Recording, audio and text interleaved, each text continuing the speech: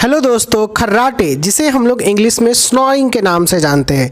दोस्तों, खर्राटे आने की कई सारी वजह हो सकती हैं और लेकिन खर्राटे हम लोगों को किसी को भी पसंद नहीं आता है, क्योंकि रात में सोते समय अगर हमारे बगल में कोई खर्राटा लेने लगे तो हमारी सारी नींदें खराब हो जाती हैं और हम लोग उसे देखने लगते हैं। ऐसा ही हाल अभी कुछ दिन पहले मेरे साथ भी हुआ था।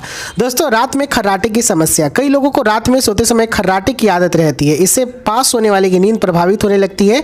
तो आइए जानते हैं कि क्यों ये होता है।